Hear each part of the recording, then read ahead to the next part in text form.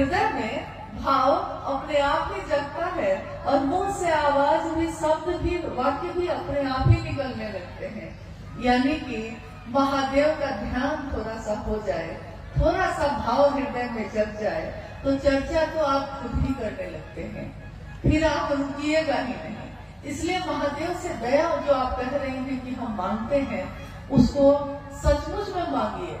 इसके लिए मांगिए कि महादेव आपका काम मुझसे हो सके, इसके लिए मांगिए। बाकी तो उनकी दया से ही सब कुछ हो जाता है। आप खुद सोचिए, साहब के जीवन में अभी आपने थोड़ी देर पहले सुना, शिव की शिष्यता की पृष्ठभूमि, व्याप्ति, प्रयोजन, यानी साहब के जीवन की घटनाओं के बारे में आपने सुना। साहब के जीवन में 1974 में उन्होंने शिव को गुरु माना, 1975 में नमः शिवाय मंत्र आया, 1986 में आकाशवाणी हुई थी जिसमें आवाज आई कि तुम जो करते हो दूसरे को करने को नहीं कहते। और उसके बाद, इस घटना के बाद से साहब दूसरों से भी कहने लगे। हालांकि 1982 से उन्होंने शिव की बात शुरू कर दी थी, लेकिन 1986 के बाद से ये बात बहुत रफ्तार से होने लगी। लेकिन पहला सूत्र क्या है?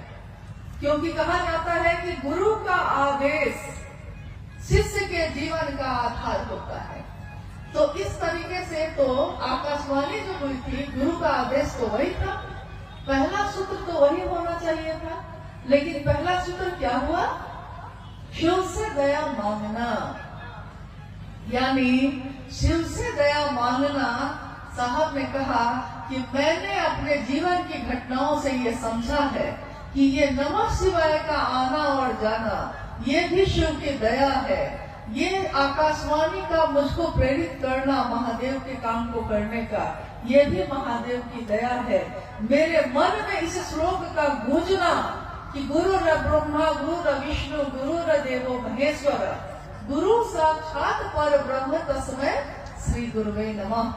और मेरे मन में गुरु भगवान होते हैं तो भगवान गुरु क्यों नहीं है, भगवान को ही गुरु मान लिया।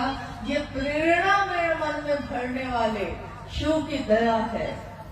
उस प्रेरणा के बाद मैंने शिव को गुरु मानने के बाद अपनी पत्नी से कहा, उसके बाद दुनिया के लोगों से कहा, नमः शिवाय आया, आकाशवाणी आई, दुनिया में लोग, कुछ लोग 12 लोग 13 लोग पहले शिव के शिष्य बने, फिर उसके बाद सैकड़ों लोग बने, हजारों बने, लाखों बने। आज शिव शिष्यों की संख्या करोड़ों में है। यहाँ तक कि लोग कहते हैं कि गणना हो सकती है क्या? तो हम लोग कहते हैं कि असंभव है। क्यों? क्योंकि जैसे ही गणना शुरू करिएगा, इधर से शुरू कीजिएगा कि तब तक तो दूसरा प्लॉट जारी है। मतलब अभी 5 आदमी का किया है तो 10 आदमी तो और घोषणा होके रेडी है। कितनी की गणना करिएगा, कितनी की गिनती करिएगा? तो देखिए, गणना नहीं हो सकती, इतने शिव के शिष्य हैं। किसके कारण हुआ? तो पहले सूत्र में साहब ने कहा कि शिव की दया के बिना यहाँ कुछ भी नहीं हो सकता, यहाँ करने जैसा कुछ भी नहीं है, मात्र महादेव की दया ही करने लायक है। देखिए, अभी हम लोग आए तो धूप थी इतनी तेज, महादेव के भाव में हम भी हैं, महादेव के भाव में आप भी हैं। क्या मौसम नहीं बदल गया है? कब हवा ठंडी हुई आपको पता भी नहीं चला, आपका ध्यान भी नहीं गया। इससे पहले बहुत गर्मी थी। तो मौसम बदलते हैं, भाव बदलते हैं, मन बदल जाता है, गर्मवानी खुशहाली में बदल जाती है, कुछ भी हो सकता है यहाँ। तो महादेव की दया से सब कुछ हो सकता है। तो पहले सूत्र में साहब ने कहा कि महादेव की दया ही शिष्य के जीवन की शुरुआत करता है। अगर नींव का पत्थर मजबूत हो तो उसमें कितनी भी बड़ी इमारत बनेगी वो मजबूत होगी। नींव का पत्थर यानी कि घर जब हम बनाते हैं तो घर बनाते समय नीचे नींव बनाते हैं, तो नींव बहुत मजबूत बनाते हैं, क्योंकि हम कहते हैं कि नींव मजबूत होगा तब ना दीवार भी मजबूत होगी। तो शिव से दया मांगना उसी नींव की तरह है। अगर शिव से दया मांग लिया है ठीक से, मन से, इसके लिए कि आपका काम हो सके, तो चर्चा तो आप ढूंढ करिएगा, और नमन में तो आपका मन दिन रात रहेगा ही रहेगा, इसके सिवा और कोई चारा नहीं है। अब क्या आएगा? हाँ, एक अंतिम जिज्ञासाएं तो बहुत हैं, लेकिन हम सभी समय में बंधे हैं, इसलिए एक अंतिम जिज्ञासा है कि हम गुरु भाई बहनों, हम गुरु भाई गुरु बहनों के जीवन में महाशिवरात्रि का क्या महत्व है? हम लोग महाशिवरात्रि क्यों मनाते हैं? हम सभी गुरु भाई गुरु बहन यानी शिव के शिष्य, हम सभी गुरु भाई गुरु बहनों के जीवन में महाशिवरात्रि का क्या महत्व है? हम महाशिवरात्रि क्यों मनाते हैं? जब साहब मधेपुरा में रह रहे थे, उसी समय मां नीलमानंद जी ने कहा कि हमने शिव को गुरु बनाया है, तो हम लोग को शिव के लिए कुछ करना तो चाहिए, तो हम क्या कर सकते हैं? और कमरे में कुछ लोगों के साथ शिव चर्चा शुरू हो चुकी थी। तो साहब ने कहा कि भाई क्या किया जाए बताओ। मां नीलम ने कहा कि शिवरात्रि का आगमन हो रहा है, क्यों नहीं हम सभी जो कुछ गुरु भाई गुरु बहन हैं, हम मिलकर शिवरात्रि का आयोजन करें। तो साहब ने कहा कि ठीक है, किया जाए। लेकिन उस समय ज्यादातर जगहों पे हरे रामा हरे कृष्णा का बोल चलता था, यहाँ तक कि माँ दुर्गा के मंदिरों में भी, शिव के मंदिरों में भी हर जगह हरे रामा हरे कृष्णा होता था।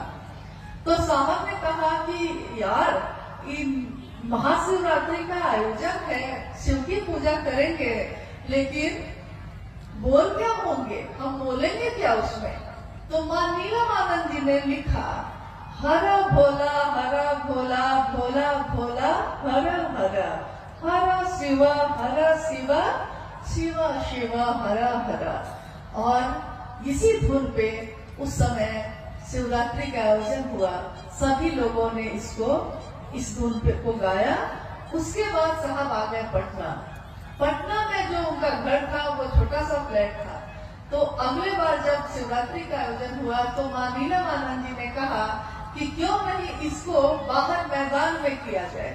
तो फिर उन्होंने इस आयोजन को जो सामने ऑफिसर्स फ्लैट के सामने मैदान था उसमें किया, और उसी में जो छोटा सा माइक लगा हुआ था हरा बोला करने के लिए, जब कुछ देर का हरा बोला हो गया तो उस समय हरा बोला की समाप्ति के बाद उसी माइक से साहब ने जो लोग वहां जमा थे उन लोगों के बीच शिव की चर्चा की।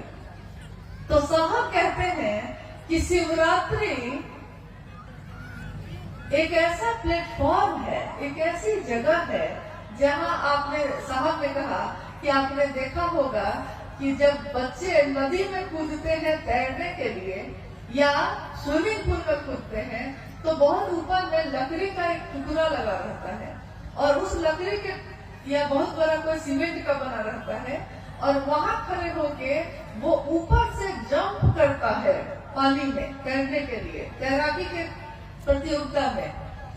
तो ऊपर से जंप करता है धरती पे, मतलब नदी में।